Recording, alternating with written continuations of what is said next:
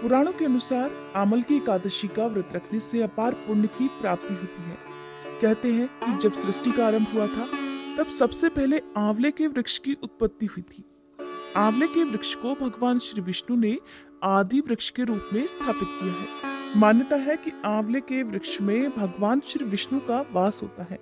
आंवले के वृक्ष को देव वृक्ष भी कहा जाता है और फाल्गुन मास के शुक्ल पक्ष की आंवला एकादशी, जिसे रंग भरी एकादशी और अमल की एकादशी भी कहते हैं, आंवले के वृक्ष को समर्पित मानी जाती है। इस दिन आंवले के वृक्ष की पूजा करके परिक्रमा करनी चाहिए। आंवले के वृक्ष के नीचे धूप दीप जलाना चाहिए।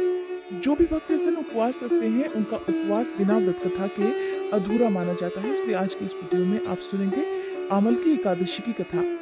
शास्त्रों में मान्यता है कि आमल की एकादशी का व्रत रखने से भक्तों के अगले पिछले सभी जन्मों के पाप नष्ट हो जाते हैं और उनके पितरों का भी उद्धार हो जाता है। आमल की एकादशी की पहली पौराणिक कथा के अनुसार जगत के पालनकर्ता भगवान श्री विष्णु की विशेष कृपा से सृष्टि के आरंभ में ही आंवले के वृक्ष की उत्पत्ति हुई थी। श्री विष्णु जी की नाभि से ब्रह्मा जी की उत्पत्ति हुई थी। एक बार ब्रह्मा जी के मन में स्वयं के बारे में जानने की जिज्ञासा पैदा हुई कि वो कौन है, उनका जन्म कब और कैसे हुआ। इन्हीं सारे प्रश्नों का उत्तर प्राप्त करने के लिए और अपनी जिज्ञासा को शांत करने के लिए श्री ब्रह्मा जी ने परब्रह्म की कठोर तपस्या प्रारंभ की। तब ब्रह्मा जी की तपस्या से प्रसन्न होकर परब्रह्म श्री विष्णु प्रकट हुए। अपने सामने साक्षात श्री विष्णु जी को देखकर ब्रह्मा जी की आंखों से खुशी के आंसू बह निकले। ब्रह्मा जी की भक्ति भावना से भगवान श्री विष्णु बहुत प्रभावित हुए और तब ब्रह्मा जी के आंसुओं से आंवले का वृक्ष उत्पन्न हुआ।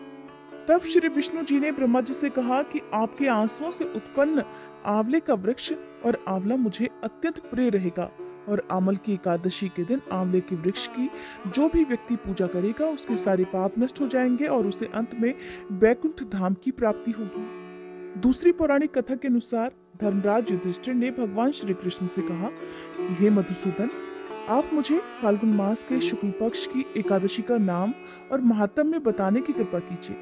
तब भगवान श्री कृष्ण मुस्कुराते हुए कहने लगे, हे महाभाग धर्मनंदन, फाल्गुन मास के शुक्ल पक्ष की एकादशी का नाम आमल की है।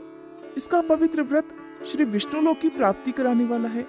एक समय राजा मानधाता ने भी महात्मा वशिष्ठ जी से इसी प्रकार का प्रश्न पूछा था, जिसके उत्तर में मुनि ने एक पौराणिक कथा सुनाई। इस पौराणिक कथा के अनुसार अति प्राचीन समय में चित्रसेन नाम का एक राजा था।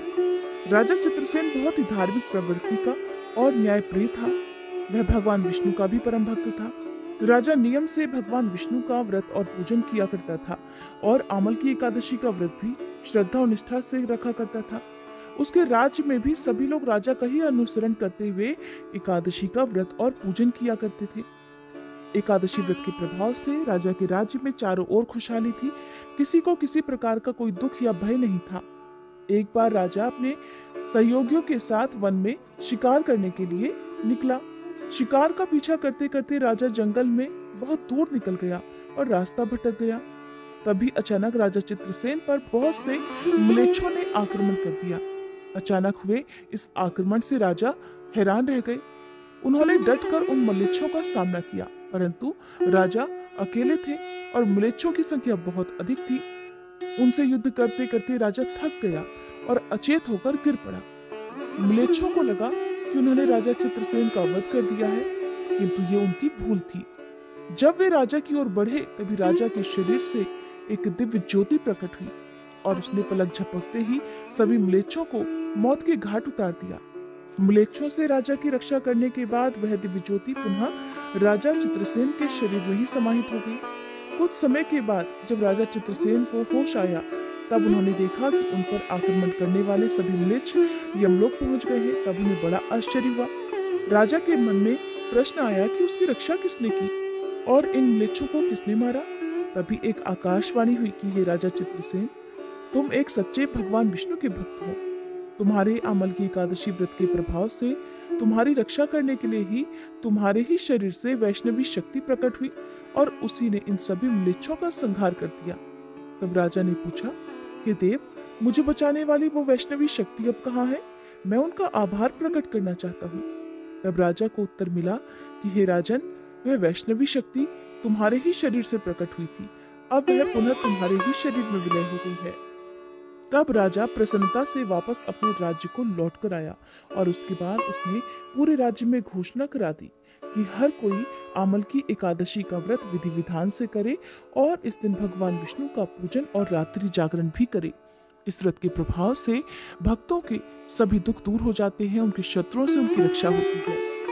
संपूर्ण तीर्थों के दर्शन से जो पुण्य प्राप्त होता है और सभी प्रकार के दान देने से जो फल मिलता है, वह सब आमल की एकादशी का उपवास करके द्वादशी तिथि को आंवलों का दान देने से बड़ी आसानी से प्राप्त हो जाता है।